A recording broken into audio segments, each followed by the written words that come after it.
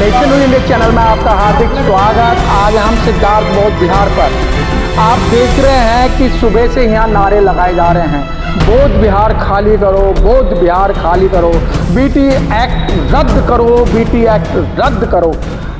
आइए हम जानकारी लेते हैं कि ये नारे क्यों लगाए जा रहे हैं और हमारे बीच में RL आनंद जी हैं और उनसे हम बात करते हैं। सर, ये आप जो नारे हैं ये कि बीटी एक्ट और ये बोध गया खाली करो, किससे खाली करवाना चाहते हैं? ऐसा है कि बोध गया महाविहार जिस पे कि बीटी एक्ट 1949 से जो मेजॉरिटी में जनरल लोगों का जो कब्जा है उससे मुक्त कराने के लिए, क्योंकि महाबौद्ध विहार जो है बौद्धों का है जी, जबकि उस पर कब्जा दूसरे लोगों का है, तो इसलिए उसको खाली कराने के लिए, क्योंकि हर जगह ऐसा है कि जब मस्जिद जहाँ होती है वहाँ मुल्ला जी होते हैं वहाँ के, और जो मंदिर होता है वहाँ पुजारी ब्राह्मण होता है जी।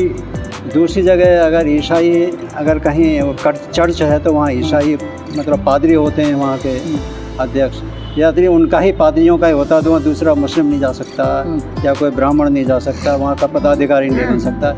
लेकिन यहाँ उल्टा है, यहाँ के जबकि ये बौद्धों का होना चाहिए और वहाँ अभी जो दूसरे लोगों का कब्जा है। क्या ज़बरदस्ती कब्जा करा है या आप लोगों ने वो कब्जा करवाया है?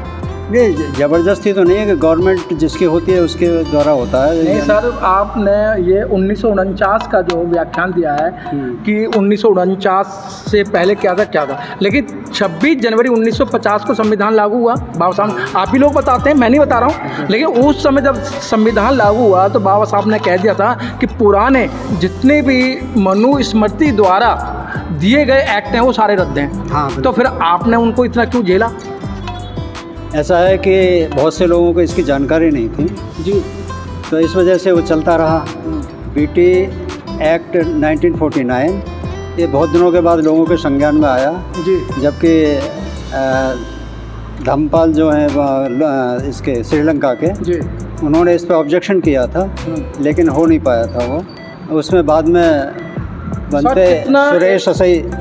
सर, कितना एक आपने बताया कि बिहार के और श्रीलंका के धर्मपाल जी ने यहाँ ऑब्जेक्शन किया। क्या सर, भारत के लोग जो थे, अगर मैं सीधी बात करूँ, जो बौद्ध धर्म को मानने वाले थे या बुद्धिस्ट थे, उनके हाथों में चूड़ियाँ थीं क्या? ऐसा है कि जब हमारे जब बौद्धों की सत्ता नहीं होती, हिंदुओं की जो सत्ता आ गई तो उन्होंने बौद्धों को यहाँ से भगा दिया था जी। बौद्ध यहाँ बहुत ही कम रह गए, या वे जो भी थे वो महाविहार से काफ़ी दूर थे। उनको सर ये बात नहीं मानी जाएगी, आप मेरे क्वेश्चन का जवाब नहीं दे रहे। हाँ, वही 14 अक्टूबर से 1956 को बाबा साहब ने आगरा के अंदर दीक्षा दिलाई थी। उस समय 10 लाख से ज़्यादा गिनती बताई जा रही है, तो सर वो 10 लाख लोग कहाँ चले गए? नहीं, उनको मैंने पहले बताया कि उनको जानकारी नहीं थी बीटी एक्ट 1949 की जी, तो इसमें जानकारी नहीं थी। हमारे बीच में संस्था के अध्यक्ष इंजीनियर वीरपाल जी जुड़ चुके हैं और हम सीधी बात करते हैं। सर, आप बोध गया गए थे, आपने वहाँ आंदोलन भी करा, भ्रमण भी करा और जो आपकी श्रद्धा थी वहाँ बौद्धों को देखे भी आए थे। किस तरीके का वहाँ कब्जा है? सबसे पहले टी चैनल को बहुत बहुत साधुवाद, आपके देखने वाले दर्शकों को मेरा जय भीम नमो बुद्धाय। और जैसा आपने कहा कि भी वहाँ क्या पूछा आपने, किस तरीके का कब्जा है? किस तरह का कब्जा है? देखिए, ये जो अभी हमारे महामंत्री जी ने बताया कि भी ये कब्जा तो बहुत पुराना है, लेकिन जब अनुरोध किया गया, धम्मपाल जी ने काफ़ी मेहनत करी, घूम करके कांग्रेसियों से भी मिले और सबसे मिले, तो उन्होंने टालते रहे बात को। और जब धम्मपाल जी 1935 में चल बसे, इसके बाद में 1949 में इन्होंने राजेंद्र प्रसाद जी ने की अध्यक्षता में ये बीटी एक्ट जो है बनाया गया। इसका किसी को पता भी नहीं लगा, इसका विरोध भी किया था उस टाइम भी बौद्धों ने। ऐसा नहीं किया था कि आप क्या कर रहे हैं, भाई बौद्धों को रखिए इसमें, और बौद्धों को रखेंगे तभी तो हमारा उस पर कब्जा माना जाएगा कि हाँ भी ये बौद्धिस्ट का मंदिर है। लेकिन पता क्या कहा था राजेंद्र प्रसाद जी ने?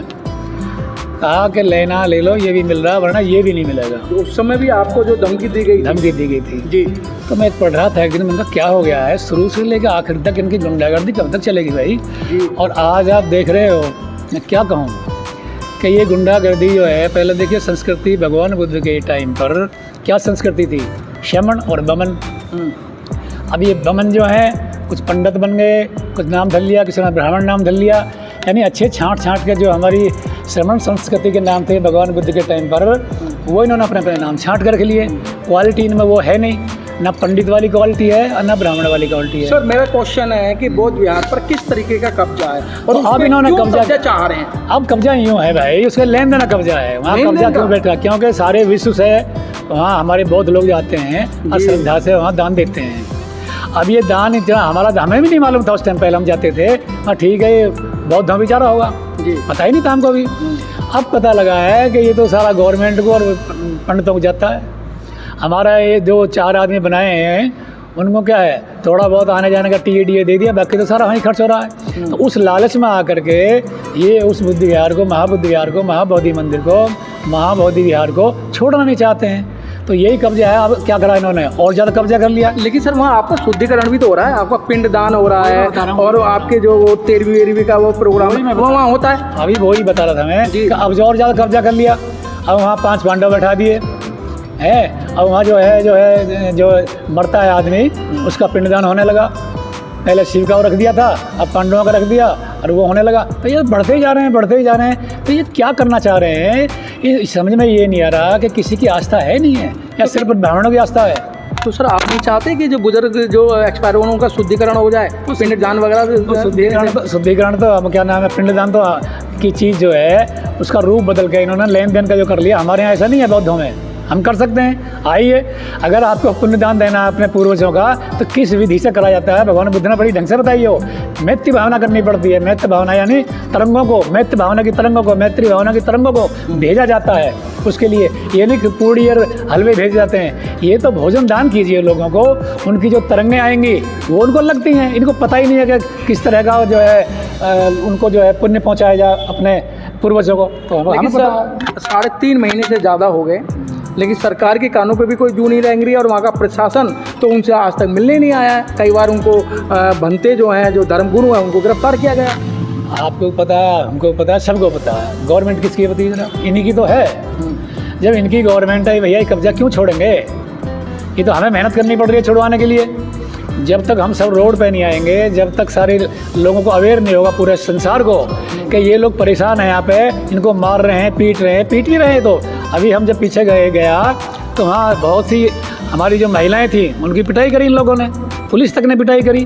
तो क्या अत्याचार कर रहे हैं? अगर मान लो हम एक जायज़ चीज़ मांग रहे हैं, अपना घर मांग रहे हैं, हमारा श्रद्धा का है विषय, उसके लिए भी मारपीट कर रहे हैं, तो इससे ज़्यादा अत्याचार क्या होगा? मैं तो चाहता हूँ विश्व को कि देखो विश्व वालों, इस इंडिया में हो क्या रहा है, इस भारत में हो क्या रहा है, कितना दमन चल रहा है। कहते हैं इमरजेंसी, अरे क्या इमरजेंसी से कई गुना इमरजेंसी दवा लग रही है सर, बोल नहीं सकते। सर विश्व गुरु बनने जा रहा है सर आपके भारत की, जो पूरे संसार के अंदर मोदी जी की वाह हो रही है कि अब भारत देश जो है वो हिंदू राष्ट्र और विश्व गुरु बनने जा रहा है। ऐसा कहने से होते हैं क्या विश्व गुरु?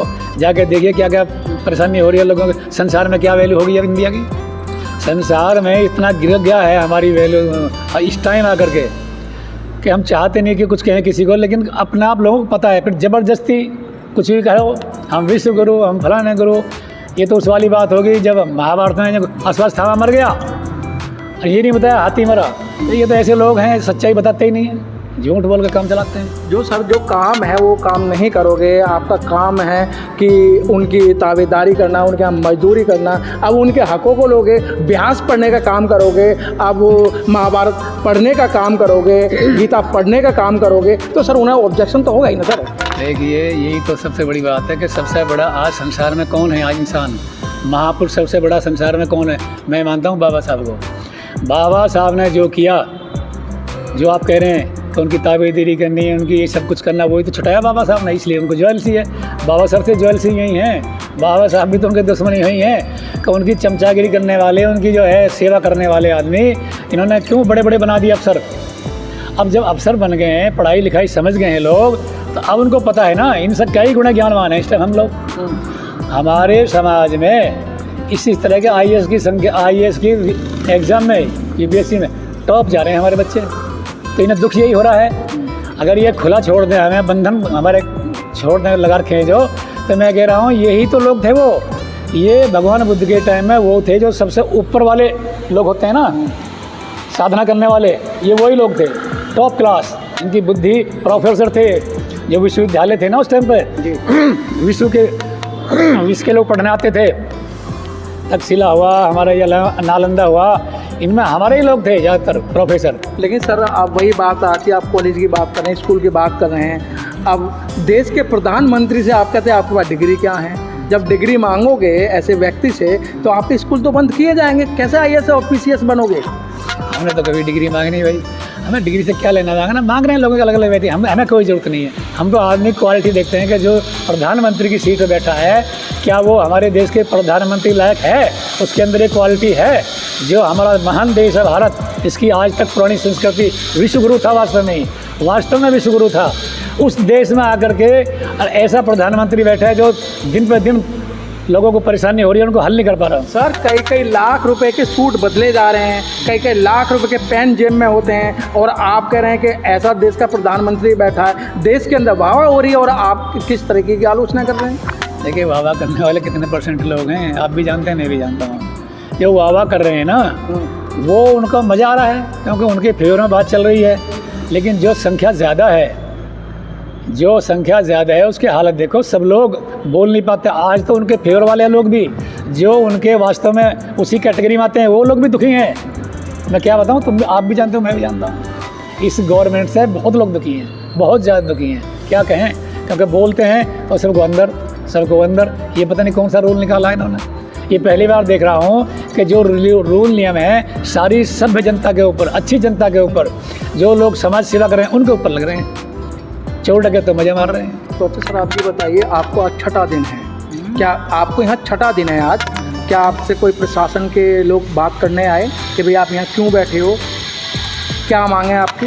हम तो अपना प्रचार कर रहे हैं, आ जाएंगे तो भला, नहीं आएंगे तो भला, लेकिन हमारा 25-26 में धरना जंतर मंतर पे भी है, हम वहाँ भी जाएंगे। वहाँ बहुत विशाल धरना है, तो कम से कम देश की राजधानी है, यहाँ नहीं आ रहे हैं तो कम से वहाँ तो पता लगेगा उनको कभी कितनी दूर से लोग और कितनी संस्थाएं जुड़ करके वहाँ आ रही हैं।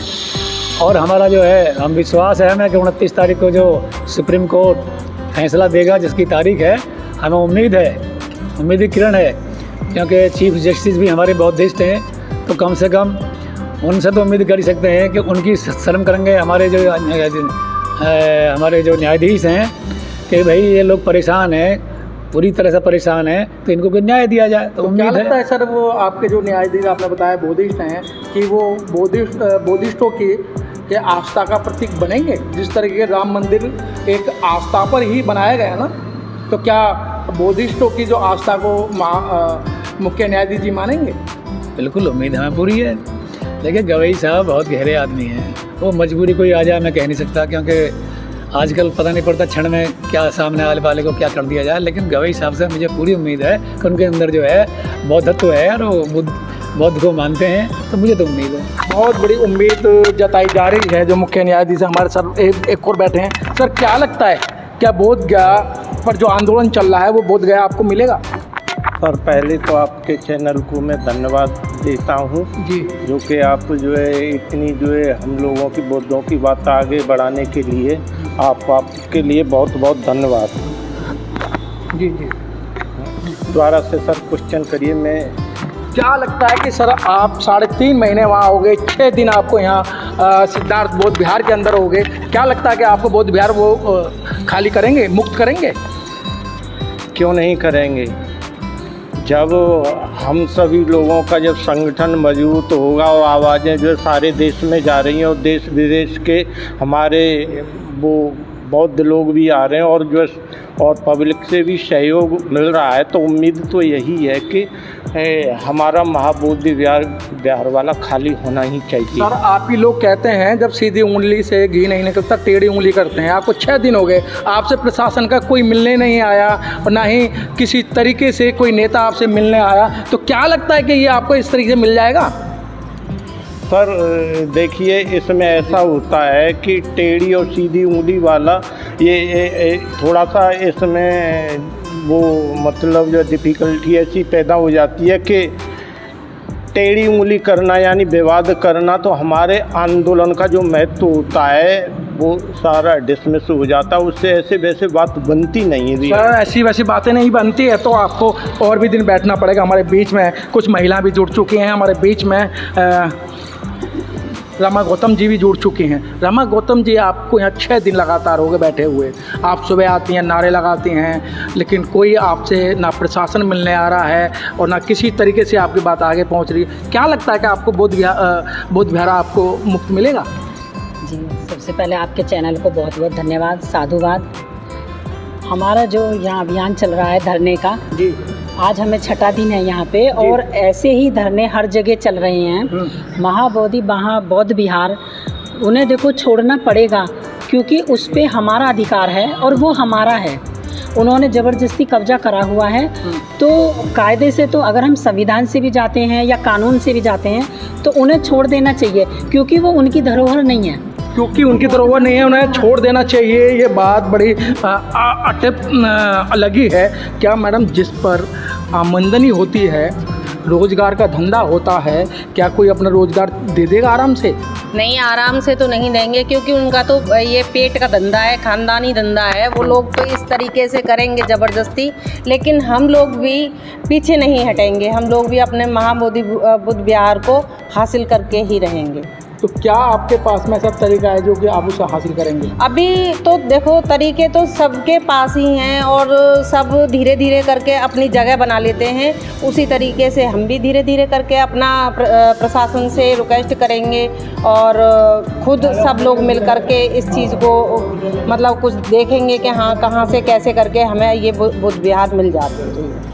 बहुत बहुत धन्यवाद। जिस तरीके से आज 6 दिन लगातार यहाँ धरना प्रदर्शन चल रहा है और उसकी रिपोर्ट सारी जो है आकाश लामा जी के पास जा रही है, और आकाश लामा जी 13 तारीख को आए थे और वो कह के गए थे आप शांतिपूर्वक धरना प्रदर्शन करें। और उन्होंने एक बड़ी बात कही थी, या तो बोध गया महाबोधि विहार खाली होगा, वरना अगर खाली नहीं हुआ तो वहाँ से मेरी लाश जाएगी। बहुत बड़ी बात कह के गए थे।